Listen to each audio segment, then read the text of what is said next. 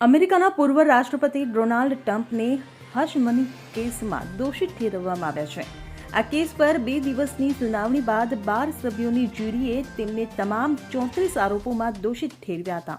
મહત્વનું છે કે અમેરિકાના ઇતિહાસમાં આ પહેલીવાર બન્યું છે જ્યારે વર્તમાન કે પૂર્વ રાષ્ટ્રપતિ વિરુદ્ધ ગુનાહિત કેસ ચલાવવામાં આવ્યો હોય. ડોનાલ્ડ ટ્રમ્પ સામે પોર્ન સ્ટાર સ્ટોર્મી ડેનિયલ્સને વર્ષ 2016ની પ્રમુખ પદની ચૂંટણી પહેલા મોઢું બંધ રાખવાના બદલામાં પૈસાની ચૂકવણી કરાયાની વાત છુપાવવા અને ટ્રમ્પના પોતાના વ્યવસાયના રેકોર્ડમાં હેરફેર કરવાના કુલ 34 આરોપ હતા.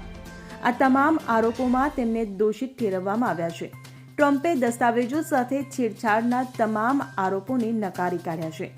તેમણે સ્ટોર્મી ડેનિયલ્સ સાથે સેક્સ માણવાનો પણ ઇનકાર કર્યો છે. હવે જસ્ટિસ જુઆન માર્ચેન આગામી 11 જુલાઈએ તેમની સજાની જાહેરાત કરશે. ટ્રમ્પ વિરુદ્ધનો ચુકાદો એવા સમયે સંભળાવવામાં આવશે જ્યારે રિપબ્લિકન પાર્ટીનું રાષ્ટ્રીય અધિવેશન 15 જુલાઈથી શરૂ થવા જઈ રહ્યું છે, જેમાં પાર્ટી દ્વારા રાષ્ટ્રપતિ પદના ઉમેદવાર તરીકે ટ્રમ્પના નામની ઔપચારિક જાહેરાત કરવામાં આવશે.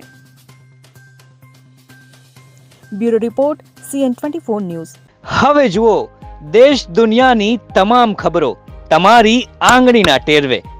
ઉઠાવો મોબાઈલ અને Google Play Store પરથી ડાઉનલોડ કરો અમારી CN24 ન્યૂઝ મોબાઈલ એપ.